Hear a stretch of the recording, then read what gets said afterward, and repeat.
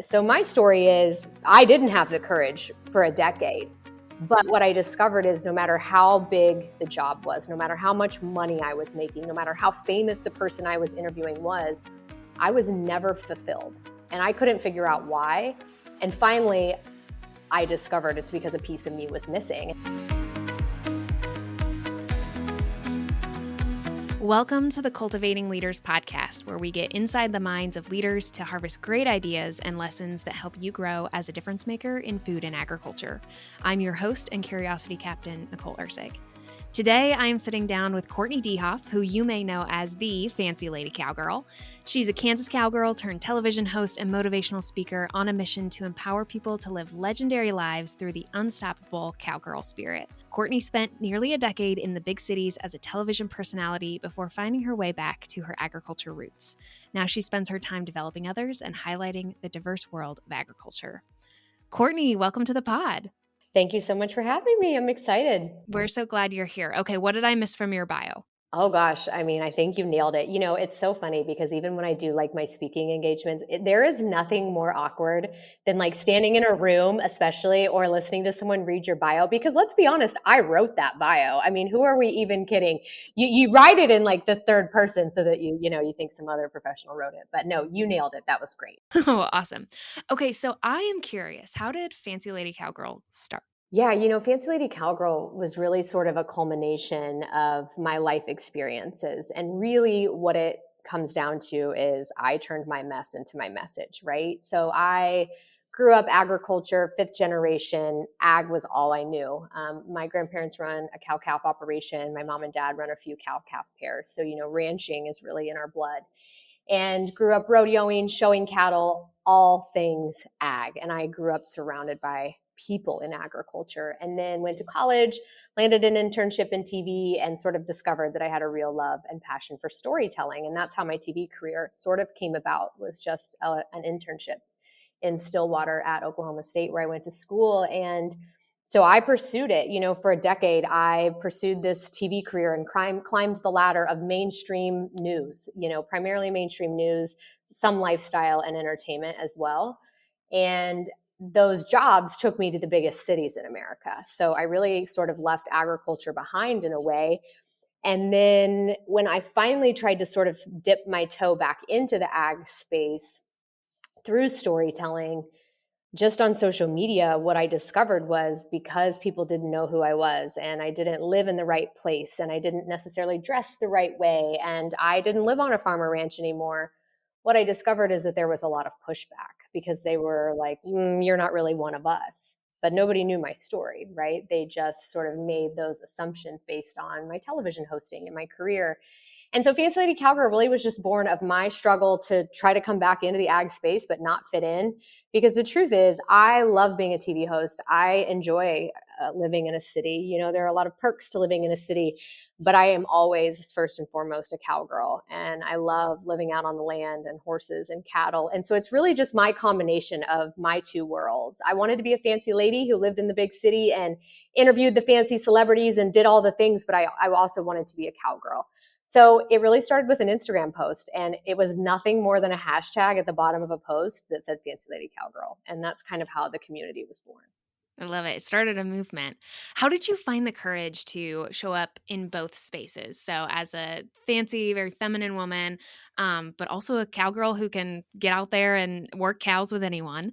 How did you find the courage to show up when often people expect just one version of you? Yeah, well, I think something that's really important for your listeners to understand, if they're familiar with Fancy Lady Cowgirl or they know the brand and sort of what I've built now, just know, I travel around giving keynotes, and one of the keynotes I give is on storytelling, teaching people how to tell their story in agriculture, kind of like I did, to, advocate for the community. And if they want to grow a brand, go grow a brand. And I tell them all the tips and tricks and amazing things I've learned. And I'm like, now remember, it only took me 15 years to figure this out. Like, it only took me 10 years to finally have the courage to step back into the ag space. And the people that I was working with in television, they had no idea where I came from.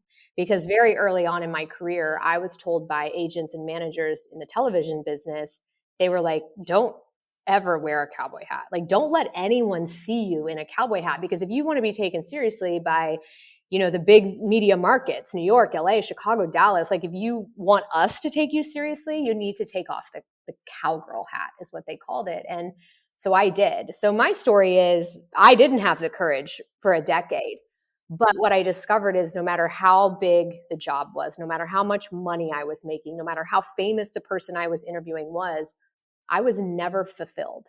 And I couldn't figure out why. And finally, I discovered it's because a piece of me was missing. And so that really was what gave me the courage. I was like, I cannot live a half full life, right? Like, no matter how cool the job is, if you come home every day and you're miserable, like that's no life to live. And so I stepped back sort of into the ag space. And I'll be honest, it took a lot of courage to step back into that space too, because what I learned sort of for the first time, because I had never separated myself from ag, is that the ag community can be very, very tough on people. They are very tough on outsiders. They are very tough on people that don't look like them, think like them, talk like them.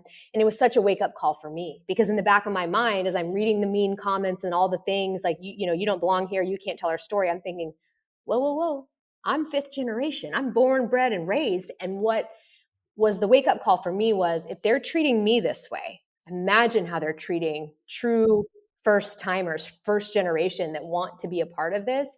And so I made that my mission, to be the mouthpiece that says, hey, wear the hat, don't wear the hat. I don't care if you can ride a horse or not ride a horse. If you have any sort of love or passion for this industry, you have a place in it. And we need all kinds of kinds. We're never going to evolve and grow if we don't start accepting people from all walks of life. The courage came, and as you get older and as you mature, right, it's easier to be courageous. Like 25-year-old Courtenay would have answered this question completely different than 35-year-old Courtenay is answering it. And so I just say, for anyone listening, the best moments and the best experiences in my life and the best agriculture experiences that I've probably ever had didn't come until I finally found the courage to just show up in the ag space exactly as the person I am. Whether my clothes make sense, whether my platforms make sense, whatever it is, I show up exactly as I was created to be, because we need all kinds of kinds, right? And so my voice is needed, your voice is needed.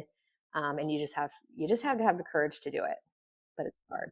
Yeah, we each have a special gift that only like each individually we have. Exactly. I feel like a lot of us go on the journey of, we find that, okay, we've hidden that part. And that honestly is part of what makes people successful sometimes, right? Like even for you as a television host of, okay, I hid this part of me and it's helped me be successful, but it wasn't all of me.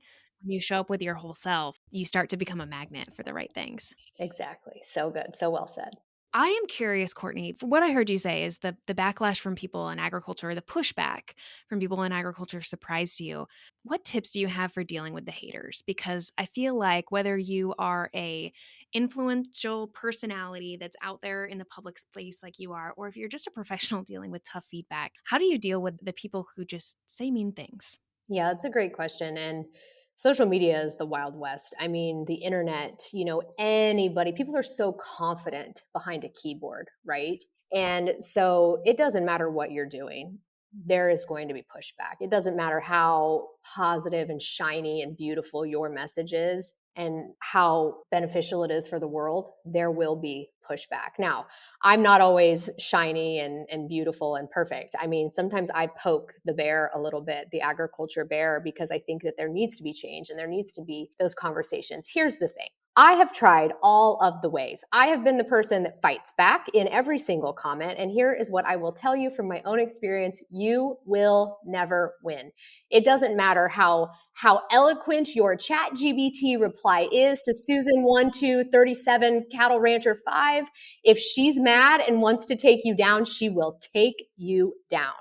And so I have learned, I don't respond to them anymore. If they are hurtful to other people, if there's profanity, sometimes I'll delete them. If someone's just fully going off the rails and won't let it go, I'll block them. I think delete, block, ban, whatever you need to do, or just simply ignore. Because you can also play the game of like, well, if Susan keeps commenting, it's my engagement rate is going, however you need to handle it for your own personal psyche is the way to do it. Because man, I've worked in the TV industry. Like, you want to talk about a volatile industry. I've been around and I've dealt with all kinds of people, and it is amazing how one comment on Facebook or Instagram can make you feel miserable for the rest of the day. And life's too short. So I say delete it, block it, ban it. And the other thing is, you have to show up and tell the story, or tell your story confidently and authentically. Because if it's authentic to you, then you have the courage of knowing that it's your truth. And nobody can argue with your truth, and nobody can take away your truth. So my advice is to ignore them, which is terrible advice because I know that's nearly impossible. But I would say just ignore them, and don't be afraid to, to block people. It's, when it comes to social media, it's your platform. It is your platform. You hold the reins, so you be in charge. What do you think it is about your story and the Fancy Lady Cowgirl movement in general that has really ignited a spark with people, or touched them, or really connected with people? The very first time I ever used the hashtag Fancy Lady Cowgirl, I had shared a post, and it was a side-by-side photo. Me in New York City, all dressed up, high heels. I was going to a show at New York Fashion Week. And then a picture of me and Chinks standing in a pasture on my family's ranch. And the post was sort of a culmination of pushback I had already been getting on me sharing ag stories, and how I probably wasn't qualified because, I lived in a city. And I said, the hat on your head does not define you. The shoes on your feet do not determine your worthiness of being a voice for the industry. The color of your skin, your religion, your background, none of that matters when it comes to showing up in the agriculture space. We need all kinds of kinds. And to me, what I had learned over the last 10 years working in the TV industry is that being a cowgirl is so much more than an occupation. Being a cowboy is so much more than an occupation. Being a farmer, a rancher, whatever you want to say, it's a state of mind, right? It's the values by which you live your life. And so that was really sort of the gist of that post. And then at the bottom, I wrote hashtag Fancy Lady Cowgirl.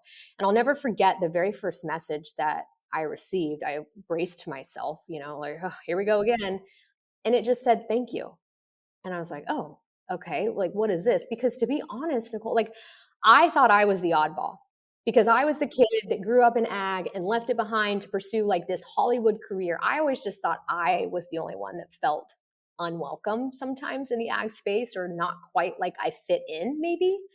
And what I discovered through Fancy Lady Cowgirl is that there are thousands of people around the world. I mean, I get messages from France, from Australia, from all over the world, people saying, oh, finally, someone is giving us permission to show up in this space exactly as we are. And I think that's what people connect to. I think it wasn't some message necessarily that changed their life. I think it was just someone having the courage to stand up and say, hey, I'm going to do it my way, and I'm going to give you permission to do it your way. And that was what people needed. Yeah, absolutely. I think there's so many people that see themselves in what you do, and especially for women, right? Like, it's fun to be girly, but also so many women have strong, passionate, and very technical skills in livestock production or food and agriculture in general. And I think what you say is you can be both. Yeah, absolutely. Absolutely. And I think, sometimes women, there's that stereotype of like, oh, she has on lipstick and she's pretty. And, I just came from Australia and we did a muster. So like, moving cattle is essentially what it was. And they call it a muster. And we were moving, I don't know, maybe 200 pairs, mama cows and pretty little calves, which, as you know, moving tiny calves, and we were moving them quite a distance. And like at one point, they're jumping through barbed wire fences. It's just like a whole thing, And so I just got off and started pulling calves off, and was in the middle of everything because, it's how I grew up and it's what I do. And I just couldn't help myself to not like be involved. And we got done and they were like, wow, like they gave me the top hand award, which they made up at lunch. But, it made me think. I was like, and I was in jeans and denim, like I wasn't overly fancy, but like they had never seen that side of me. And so, yeah, I just think that I love when women, can surprise people in the agriculture industry. And I think that's kind of what Fancy Lady Cowgirl, represents as well. Like you can be both. Oh, absolutely. So personal story. When I worked in the cattle industry, and I will never forget, I was young, maybe I'm like 25, and I used to be like a platinum blonde. And I was showing a cattlemen's group around where I worked and giving them a talk on the beef industry and best management practices and some of that. Well, I was stepping in for the president of the company who was supposed to give them their tour. So 25-year-old blonde Nicole was not who they signed up to see. And I get done with my talk and tour and everything. And the cattleman who was leading the group comes up to me and he's like, "Sweetie, I thought you were just a pretty face, but it turns out you know something about the cattle business. I learned something from you." You're like, thank you, sir. I was like, "Yep." uh, Sometimes knowledge comes in unexpected packages. It does. It does. So you've talked a lot about showing up unapologetically. I'm curious, Courtney, do you have a part of yourself that you've struggled to own publicly? I mean, I used to be the girl that was embarrassed to like wear my cowboy hat in the airport. I mean, I used to carry a hat can, which if you've ever carried a hat can, what a nightmare. I mean, they're just like they're the awkward size. It counts as a carry-on. So then it's a whole thing. And now I feel naked without my hat on. I mean, I wear it in the airport, I wear it on the plane. And what's amazing is, I mean, the barista at Starbucks who has probably, you just know by looking, has maybe never been on a farm or ranch or had anything to do with agriculture other than maybe the coffee that she's making. And you walk up and they're like, "Oh, I love your hat." Or I can't remember where I was, maybe Atlanta or somewhere.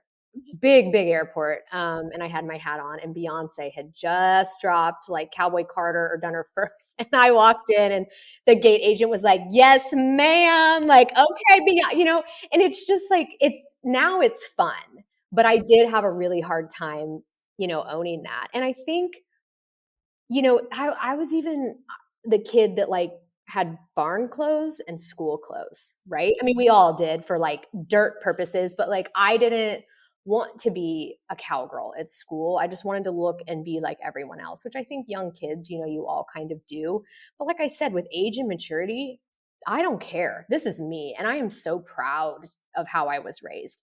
And I am so proud of my family. And I am so proud to be a cowgirl and to ride horses and do all the things that now I sort of just own it. But it took me a long time. It took me a long time. I think some of the pushback that you get is fear, probably, that's rooted in negative experiences. That I think the good ones that you've talked about are great. Like your cowboy hat, your cowgirl hat is a connector with people. But also, I mean, agriculture gets plenty of pushback or plenty of questioning from other people. What would you say to those people who maybe have some of that fear of letting other people in, or I would say opening up the gates to people who don't have experience or exposure to agriculture? Yeah, it's a great question. I do a keynote on storytelling and ag, and the whole keynote, and I have a workshop that follows, and it's all dedicated to encouraging and teaching people how to share their story in agriculture. And I go through this whole thing, tips, tricks, why we need to share the story, the narrative, all this. We got to move the needle, blah blah blah. And then there always comes a point in the keynote where I look up into the audience, and usually I can see at least one skeptic, right? And you can sort of see, maybe not a skeptic, but you can still sort of see the hesitation in a few of the people's eyes. And so what I always say is, look, if you are not willing to share the agriculture story, someone is going to do it for us. And that's exactly what happens, right? You see stories on the news that are not always accurate or that take a certain angle. I worked in the news. I can tell you a lot of times why they're taking that angle. They're taking the angle against agriculture because the environmentalist or whoever it is, they were the first to answer the phone and agree to do an interview. Because the media, I don't have time. I don't have time. If you tell me no, I'm going to hang up and I'm going to call the next person on my list. And so I always say, we have to be willing to have those conversations. We have to be willing, as you said, to open the farm gates, let people in, be vulnerable, be honest, show them the good. Don't be afraid to show them, maybe a little bit of the ugly as well, because I think that transparency, that translates, right? Now, you have to be strategic, obviously, about it, because social media is a wasteland and the internet is a wasteland, and one tiny thing can be completely blown out of proportion. So I say all this, but I also want your listeners to know I understand why there is fear, and I respect it and I get it, right? Like, I completely understand why we're hesitant. I completely understand why there is fear. But I think at the end of the day, we have to be willing to share the story. Because again, if we don't share the story, someone else will do it for us. Well, I think that translates to leadership, even in the corporate world of agriculture, even in the boardroom. Transparency creates trust. And when there is a gap in information, people are going to fill it. And whether you fill it or they fill it is up to you. But whether you are a leader trying to share information internally or you someone who wants to share the story of agriculture, there's a gap there. And how transparent are you going to be and who is going to fill that gap? Exactly. Exactly. I'm curious, Courtney, let's talk a little bit about leadership and influence. What do you think the next generation of leaders in agriculture needs to unlearn to be successful? Ooh, that's a really good question. Is this one of the new ones you added? I don't remember. It is. It is. It's one of the new This is a ones. great one. This is a great one. I was like, wow, I should have prepared an answer for this. What do they need to unlearn? I think the next group of leaders in agriculture need to unlearn some of the old ways, right? Something that I see pretty commonly in the agriculture industry is that sort of if it's not broken, don't fix it mentality. And that only works and that only gets you so far. And when you look at the average age of the American farmer and you look at agriculture and you compare the agriculture industry to other industries that are growing and flourishing, I feel like the ag industry, we're behind. I mean, we've always been behind. And I think part of it is because we don't embrace change and innovation and leaders with new ways of thinking and new ways of doing things the way that we should. So maybe that next generation, if they can come in and shake that tree a little bit, right? And try new things and do, and here's the thing. I'm a big believer in do things a different way. Try it. If it doesn't work, we can go, the old ways will always be there. The tradition, the values, like that's not going anywhere. But maybe we need to take a different approach in how we maintain those, traditions and values and things in agriculture. So I would just say, don't be afraid to be bold, right? I mean, we have it in us. Agriculture people are built different. We're bold, we're courageous, we're gritty. Like we have the qualities in us to be courageous leaders. We just have to tap into it. And so I would just say, be courageous and don't be afraid to do it your way. As a fifth generation rancher, I love your mindset of, embracing change and inclusivity, but also I can tell you care about the tradition. So from Courtney's perspective, how do you balance the good things of tradition while embracing that agriculture is going to look different in the future, both in people and how we do it? Yeah, I've traveled around the world, right? I've worked with farmers and ranchers in Australia and Canada and the US and I work with a ton of, different nationalities in the cutting horse business, the Italians, the German, everybody. And what I think is so cool is that no matter their background, no matter what culture they come from, what their passport says, those traditions and values are always there. And I think that just goes to prove that that is something that we won't lose, right? It's in like our DNA. It is, because how else do you explain, a businessman from Australia and a cutting horse trainer from Italy and a, girl from how else do you explain that we all have the same mindset and the same values, right? Like I think it really is in our DNA. I think you nailed it. That's a perfect way to say it. I think as long as we stay true to, those values that we all have within us and don't let the outside world, sort of force us to fit into their molds and their stereotypes. I think as long as we stay true to who we are, we can try the new ways of doing things while still remaining true to the cornerstones of who we are as farmers and ranchers and agriculturalists. Yeah. For you, what do you think some of those like tried and true values are? Yeah, so I have this thing I created. It's called the Cowgirl Code, but I think it completely applies to anyone in the agriculture industry. It's sort of how I teach women to have that mindset, because I really want to teach women from all walks of life how to tap into sort of the cowgirl mindset, because I think we all have a little cowgirl in us, whether we know it or not. And those are, courage, originality, worthiness, grit, resiliency, integrity. I think those are the values that really make up the agriculture community and the people in it. And I think that if we can stay true to those values in anything that we're doing in the ag space, then the industry will continue to prosper and grow. I love those. I think when you said them, immediately resonated with all of them. I love that. I love that. So, speaking of leadership and values, what is a belief that you maybe once held about leadership or success that you've completely let go of? Ooh, these are good. Okay, leadership or success. I think this will work with this question. Something that that it took me a long time to understand when it came to leadership and that sort of thing. I really felt like to be a great leader or to be, successful or to leave my mark on life, I really held my job title as something that was very important to me. So my worth was completely wrapped up in me being a TV host. And in my mind, if I wasn't a TV host, I was worthless. Like what was I contributing to the world if I didn't have this fancy job title and if I wasn't being invited to the right parties and the engagements and the red carpets and the things. And, in 2017, they canceled the show that I was working on here in Dallas. And I decided I was going to go out and on my own and do freelance as a contractor. And I didn't land a job for a year.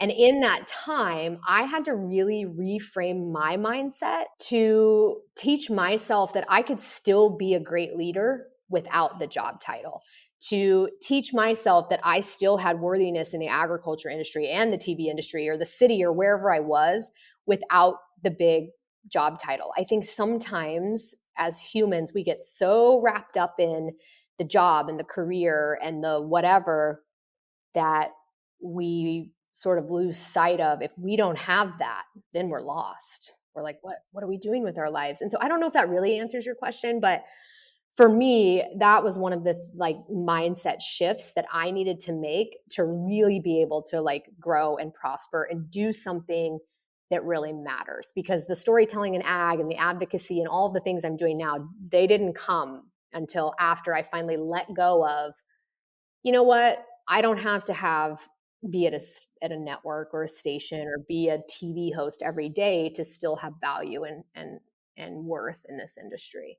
Yeah, absolutely. A lot of times, I think when we dream or think about our careers, there's a dream job or a dream title, and that's what makes us feel like we've hit success. But I think what you just summarized is it's not about the title, it's about the work that you're doing and how you feel about it. Yeah, absolutely. And when you land those dream jobs or that dream whatever, it's great in the moment. But I remember, I landed a job working for the PBR, the Professional Bull Riders, and my first gig was Madison Square Garden. And all I'd ever wanted to do was work in New York and it was magical, like 3 sold out nights in MSG. I mean, it was the coolest thing ever. But I remember rushing to the airplane afterwards, after the last round, getting on the airplane, looking out at New York, city as I flew back to Texas. And all I remember thinking is, well, what now? Because my purpose was completely wrapped up in that.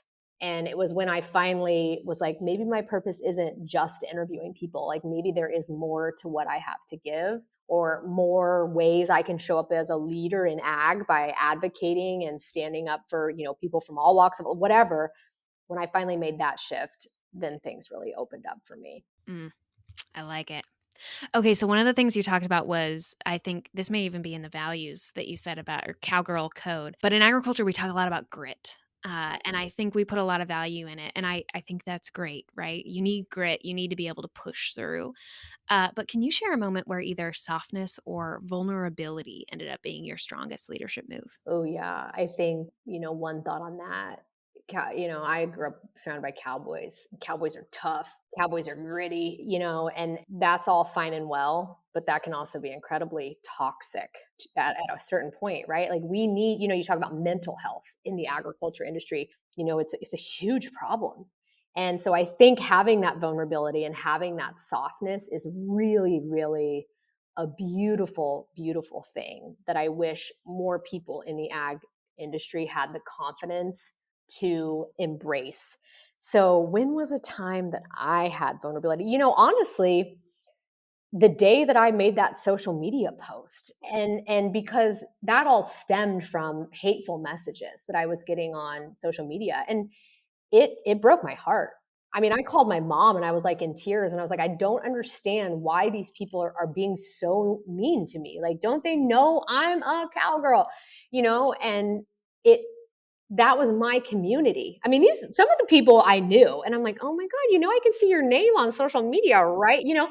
And so it really like hurt my feelings. And I thought, that's it, whatever. I'm not going to do this. I didn't sign up to be abused on the internet. Like, I'm over it. I don't need this. And my mom talked me off my meltdown. And then I made that post on social media, and that was vulnerable, right? Because like I said, it was my mess. I just kind of figured out how to like turn it into a message. And I didn't know if one single person would be impacted by it.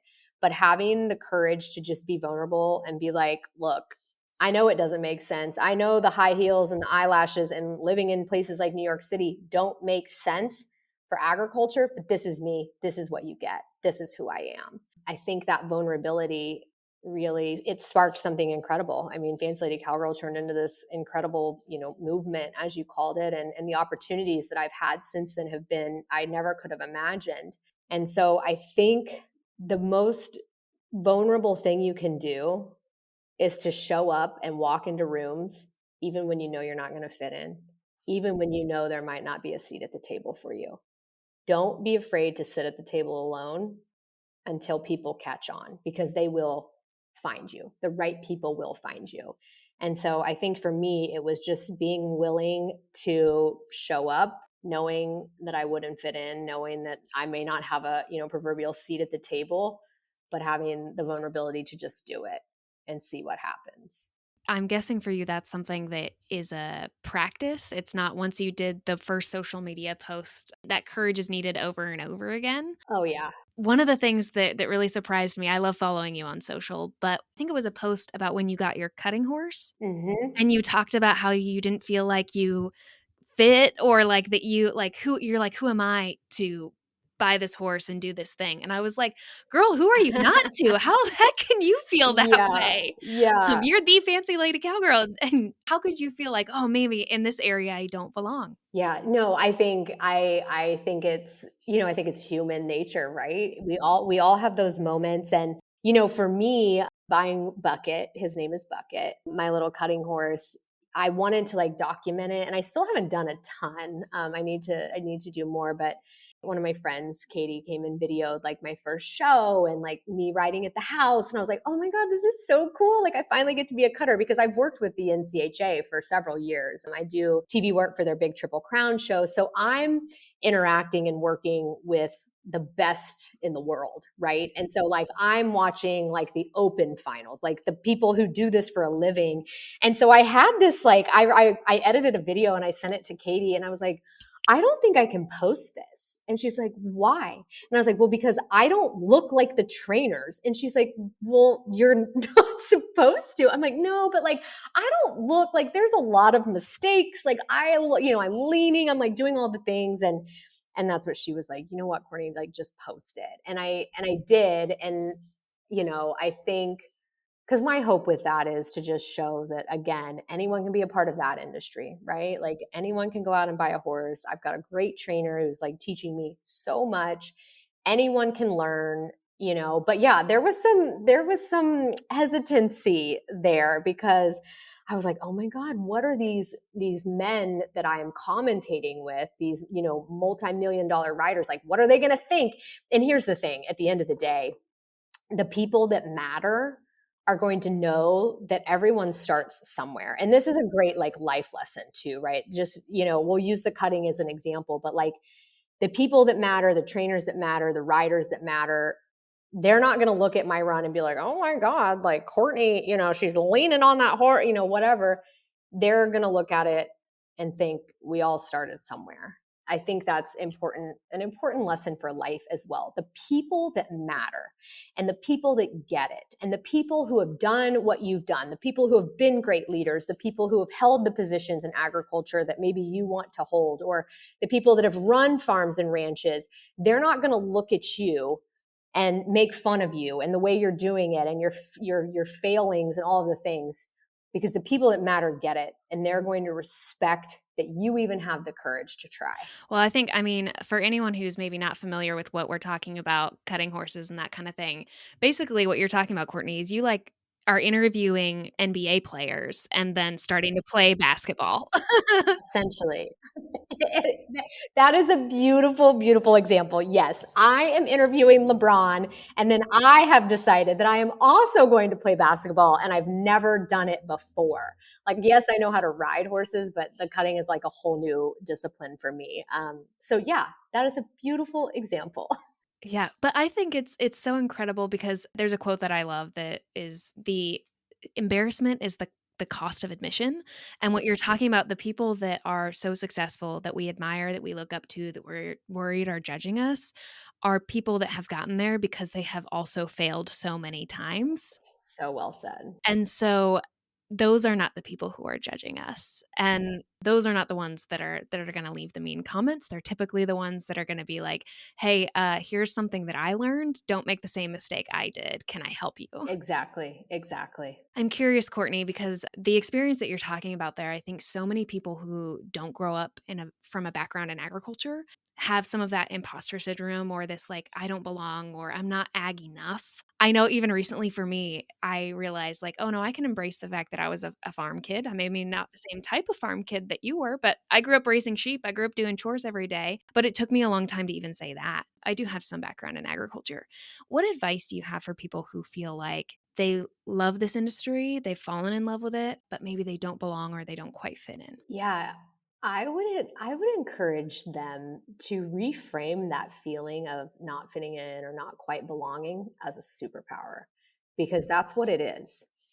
I tell people all the time, someone like me who was born in it, bred in it, raised whatever in it, I'm valuable to the industry. But having left the industry and been out, in the other world and then come back to the ag industry, I think the people who are new to it, the people who come in with maybe different ideas, different ways of doing things, I think that they might be even more valuable than people like me, because we need that growth. We need that change. We need that freshness. We need those perspectives. So look at it as a superpower.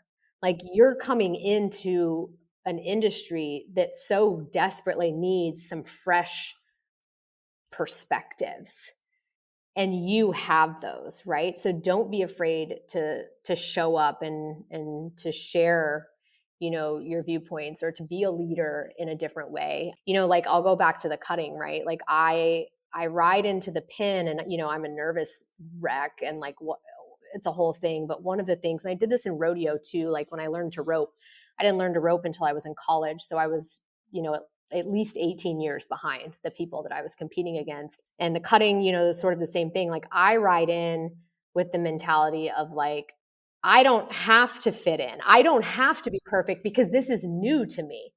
I don't have to be one of you. I don't have to look and ride like the professional trainers because I'm not a professional trainer. Instead, I'm going to use this as like my superpower.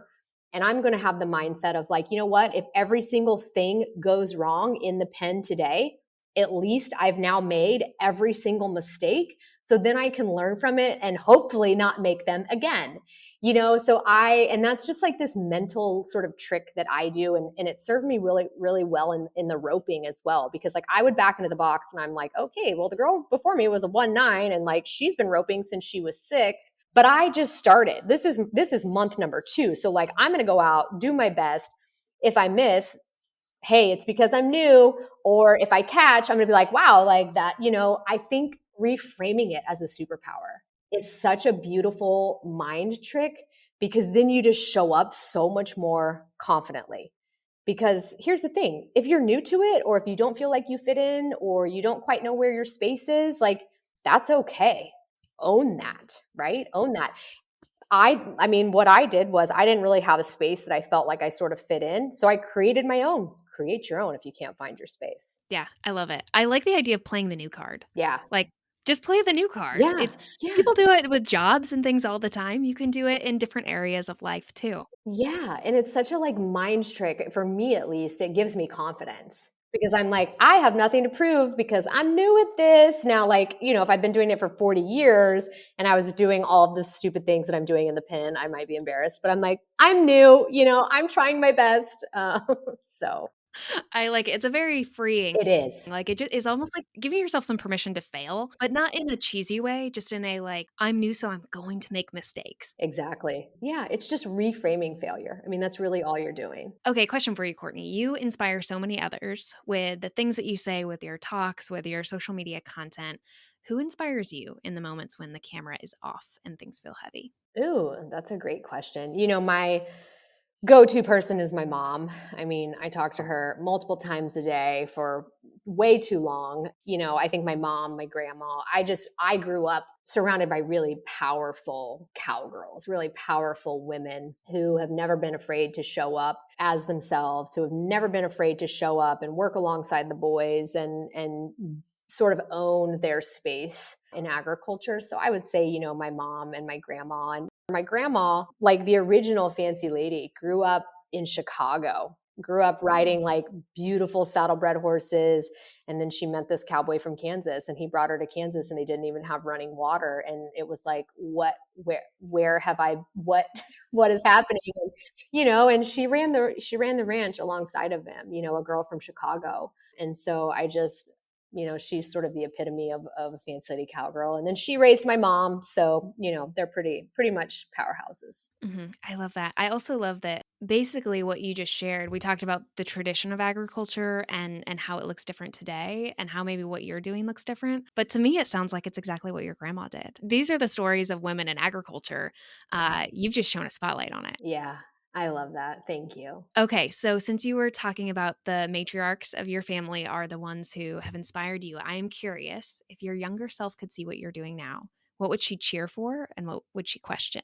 Oh, I think she would really, really cheer for the fact that I can confidently put on a cowboy hat and confidently walk into a room and no longer fully, because I do still, there's a small part of me that still cares, but not care all that much about what other people think. Because I think for women especially, we care so deeply about what everyone thinks, what everyone thinks about us. And the truth is, as I've gotten older, I've realized that nobody is thinking about you as much as you're thinking about yourself, right? I think that she would be really proud, that I finally had the confidence to just put on the damn hat and wear it and own it and be a cowgirl anywhere, whether I'm in New York City or whether I'm in Dallas or Fort Worth or at a show, whatever, just to be the cowgirl. And then what would she not approve of? What was the second one? What would she question? Oh, what would she question? She might she might question some of my outfit choices from time to time, maybe some of my photo shoot. Only because as a little girl, again, I just wanted to fit in, right? Like I didn't want to stand out. I didn't want people to talk about me. And now I do photo shoots so that people talk about me. So she might be a little bit like, what's happening there? But I think she'd be proud. Overall, I think she'd be proud. That's what matters, I feel like. Would your younger self be proud? Hmm. And would your 80-year-old self be proud? Yeah. Okay, so not to exclude the men at all if you are listening, but Courtney, you do very much focus on women in agriculture. So I'm curious, what do you hope women in agriculture are saying about their careers and opportunities 10 years from now? I just hope that they can look back at what they've done career wise, leadership wise, opportunity wise. And I hope there is no hesitation when they say, yeah, I did that. Because I think so often as women, we hold ourselves back, right? We hold ourselves back just a little, even when we think we're being brave, even when we think we're going for it. I mean, I do this, I'm guilty of this, and I give whole keynotes about living legendary. And, but I hope that they can look back and say, I did it and I did it all. Because life is short, right? Like, why not go for it? Why not live a legendary life? And if you're in a season, maybe you're in a great season, maybe you're in a low season, like, don't be afraid to change things either. Don't be afraid to walk away from the dream job. I did. Don't be afraid to launch something new and crazy that you're not sure if someone will understand. Don't be afraid to be a leader that says things that maybe you're not sure that are going to be well received, right? Like sometimes I talk about agriculture and I'm like, hey, we're our own worst enemy. And that's a controversial topic, but like, don't be afraid to speak your mind. Don't be afraid to just ruthlessly pursue your dream because it's so worth it. It's so, so worth it. And in 10 years, you want to look back and say, yeah, I did it. Absolutely. Okay, Courtney, I want to go into some fun, lighthearted, just fast-paced questions for you. So basically like a fire round of questions. Okay. What is one fancy thing you can't live without? Ooh, my Nespresso machine. I don't know if that's fancy, but I really love it. What is one cowgirl habit you will never give up? Ooh, one cowgirl habit I will never give up. That's a tough one. Just loving my horse probably more than I love most people. It's just a hard habit to break. What is one leadership myth that you think needs to be busted? Ooh, a leadership myth. These are hard. These are not rapid fire questions. A leadership myth that needs to be busted. I think sometimes we feel like a leader needs to be a person in a position of great power. And I think sometimes the best leaders are at the bottom of the ladder, right?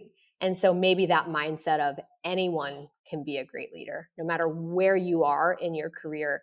Maybe you're a leader in your own home. Maybe you're a leader for your family. Maybe you're a leader for the people that are below you, right? And so I don't know if that's really a myth, but I feel like a lot of times leadership is associated with, someone who has a high ranking or who is powerful.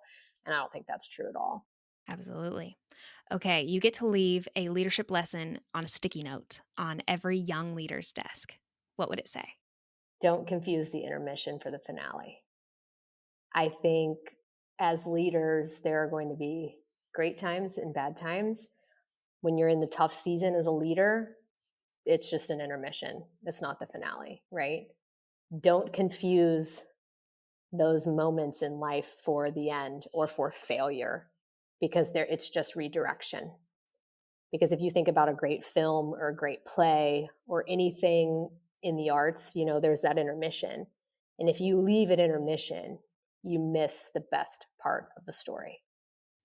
Okay, Courtney, I know this was rapid fire, but I've got to show you this because I can't believe I just asked this question and that was what you said, because look at this sticky note that Do you have that? I love I that. have sticky notes around my desk, and literally one of them is don't mistake the intermission for the finale. Oh, that's so good. That's so good. Yeah, that's one of the lessons I teach in my keynote because it's so true. Every dream job, every cool opportunity, everything that has happened in my life that I was like, this is it. It'll never get better.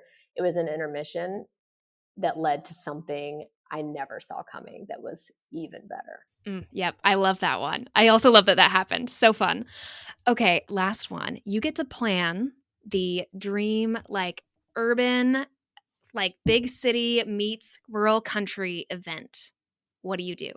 Ooh, yeah. I think it would be just maybe honestly, I think it's Fancy Lady Cowgirl, maybe a different rendition of Fancy Lady Cowgirl, but I've kind of tried to do that, right? I've had 3 sold out events in Fort Worth. So you're still getting a little bit of the city. We have them at they've been at luxury hotels and some cool places because I really want the women to have that luxury fancy experience.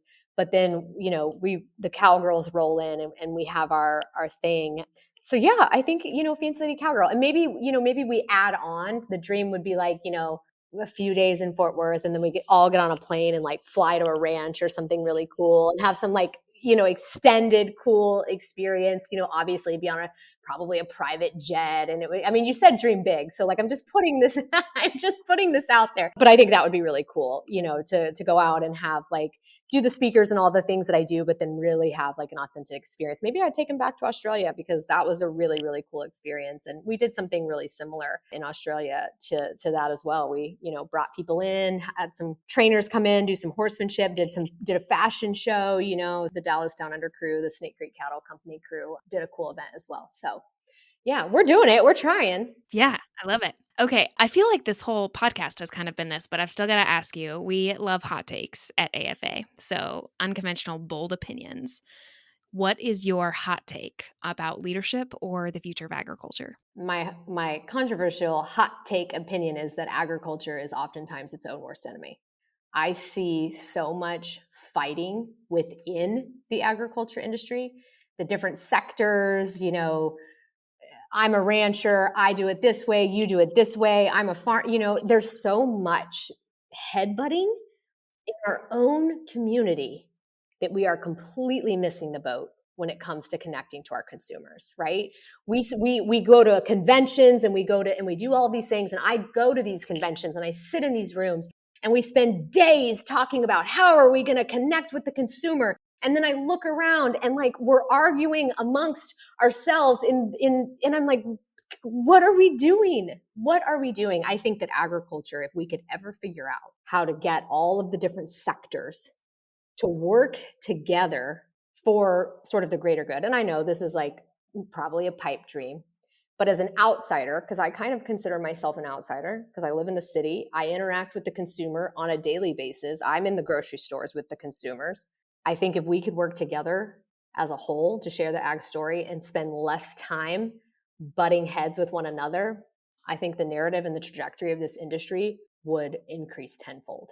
So that's my hot take. Take it or leave it. Well, I will take it. We'll let our listeners add in their opinions. Mm-hmm. Okay, Courtney, this has been so fun. Thank you so much. If there is one thing that people take away from this podcast, what do you want it to be? Ooh, I think don't be afraid to show up authentically as the person you were created to be. Doesn't matter if other people get it. It doesn't matter if they understand you. Show up as the person you were created to be, because you were created for a reason. That is a great place to end it. Courtney, thank you so much for joining us on the Cultivating Leaders podcast. And of course, at AFA, we are all about building bridges. So where can people connect with you and learn more about the Fancy Lady Cowgirl? Yeah. So Instagram, TikTok is just Courtenay DeHoff on Facebook, or you can visit my website at CourtenayDeHoff.com. And it is spelled the French way, ENAY, because my mom thought that was a good idea. But you can find me. Just a quick Google. Well, thank you, Courtney. I'm sure you will hopefully get some new followers from this. I enjoyed our conversation. Hope everyone else did too. And that's a wrap on the Cultivating Leaders podcast. Thanks for listening to the Cultivating Leaders podcast, brought to you by Agriculture Future of America. If you've been here before, you know we value feedback as a gift. Please leave us a review and let us know how we're doing.